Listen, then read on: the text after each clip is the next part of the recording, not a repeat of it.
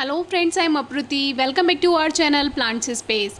रसेलिया equisetiformis, जिसका common name है fountain bush या इसको फायर क्रैकर प्लांट भी कहते हैं, कोरल प्लांट या कोरल फाउंटेन प्लांट भी कहते हैं।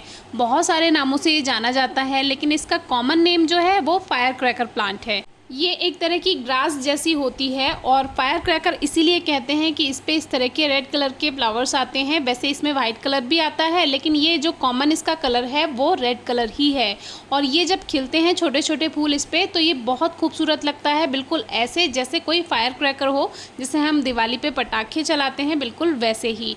तो अभी ये बंधा हुआ था क्योंकि लास्ट ईयर इसको इसी तरह सेट किया हुआ था, लेकिन फिर सर्दियाँ आ जाती हैं, सर्दियों में ये ग्रोथ नहीं करता है, तो ज़्यादा ध्यान इस पे नहीं दिया जाता।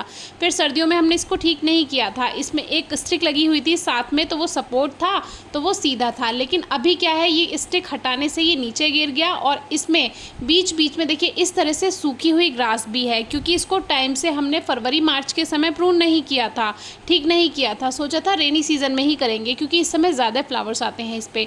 और देखिए गमले में जहाँ जहाँ ये टच हो गया दूसरी जगह पे, वहाँ वहाँ इसमें रूट्स बन गई। तो यही इसकी खासियत होती है। प्रोपेगेशन जो की जाती है इसकी, यानी इसको किस तरह से ग्रो करना है, तो वो आप छोटी से छोटी कटिंग्स लेकर इसकी मिट्टी में ऐसे ही कहीं भी आप ग्रो कर देंगे, वहीं से इसमें रूट्स बन जाती हैं। और अलग से कट करके ग्रो ना भी करें, ऐसे ही कहीं मिट्टी में टच कर दें, वहीं से ही इसमें रूट्स बन जाएगी कुछ इस तरह से। तो देखिए यहाँ पे 2 प्लांट्स हमारे तैयार हैं और इसको हम अलग से ग्रो कर सकते हैं। कोई स्पेशल सॉइल मिक्सचर बनाने की ज़रूरत नहीं है, क्योंकि एक तरह की ये ग्रास ही होती है। और ग्रास यानी जो नॉर्मल घास होती है वो तो नॉर्मल गार्डन सॉइल में भी अपने आप ग्रोथ करती चली जाती है, तो बिल्कुल ऐसे ही। तो अभी हमने देखिए इसको ऐसे ही किसी भी पॉट में लगा दिया, यहीं से इसके प्लांट्स बन के तैयार हो जाएंगे। तो ये बहुत आसानी से ग्रोथ करने वाला प्लांट है। तो अभी इसको सेट करना ज़रूरी होता है, क्योंकि अगर आप पॉट में लगा रहे हैं तो इसको स्टिक से सपोर्ट देना ज़रूरी है। ऐसा मैंने नर्सरी में भी देखा था, वहाँ पे उन्होंने प्लांट्स तैयार किए हुए थे। 6 इंचेस के प्लास्टिक पॉट्स में उन्होंने काफ़ी सारे प्लांट्स तैयार किए थे। एक बार नर्सरी विजिट में भी मैंने आपको दिखाया था। तो उसमें उन्होंने छोटे छोटे प्लांट्स लेकर, मतलब कि उनकी हाइट तो अच्छी थी, लेकिन उन्होंने बीच में स्टिक लगा रखी थी। उनके पास बांस की स्टिक होती हैं, बैम्बू स्टिक, वो उन्होंने लगा रखी थी और कई सारे प्लांट्स इस तरह से तैयार किए हुए थे। तो इसी तरह से वो सेल करते हैं नर्सरी में। तो अभी हमने बीच बीच में इसको फिर से बांध दिया है सही से, क्योंकि जितनी भी सूखी हुई ग्रास इसमें थी, पोर्शन था, उसको हमने कट कर दिया। और रेनी सीजन में इसमें न्यू ग्रोथ होती है, ये बहुत घना हो जाता है और फ्लावरिंग भी बहुत अच्छी होती है।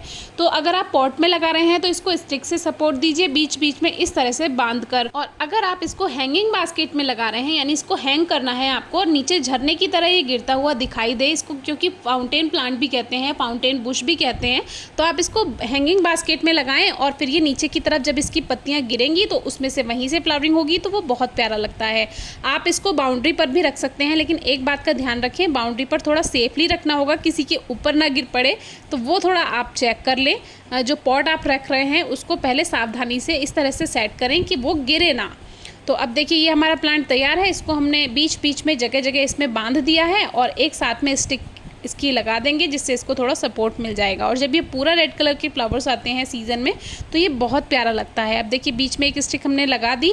अभी इसमें रूट बाउंड हो चुका है, क्योंकि बहुत ज़्यादा पॉट रूट से भर चुका है, तो ये स्टिक थोड़ा सा इसमें सही से टिक नहीं पा रही है। लेकिन जब हम इसको अगर रिपोर्ट करना चाहें तो अभी रिपोर्ट भी कर सकते हैं, क्योंकि एक तरह की ग्रास है, कोई इस प्लांट पे इफेक्ट नहीं पड़ता है। अगर अभी भी आप इसको, यानी कि ग्रोइंग और फ्लावरिंग सीजन के टाइम भी अगर आप इसको शिफ्ट कर देते हैं रूट्स की ट्रिमिंग करके, तो प्लांट पे कोई इफेक्ट नहीं पड़ेगा, ये ऐसा कैसा रहेगा। और साइड साइड से इसमें नए नए प्लांट्स भी बनते रहते हैं, क्योंकि जैसे कि मैंने कहा कि एक तरह की ग्रास है, तो ग्रास तो अपने आप मल्टीप्लाई होती ही चली जाती है, छोटे छोटे प्लांट्स इसमें बन जाते हैं।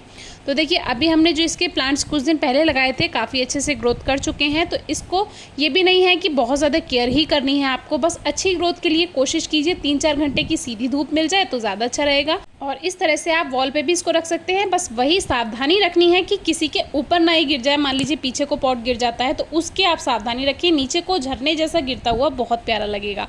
बाकी कोई एक्स्ट्रा केयर नहीं होती है, फर्टिलाइज़र की भी कोई खास रिक्वायरमेंट नहीं होती है। मिट्टी अच्छी बना के शुरू में ही लगा दीजिए। बाकी कोई क्वेरी हो तो पूछेगा। Thank you.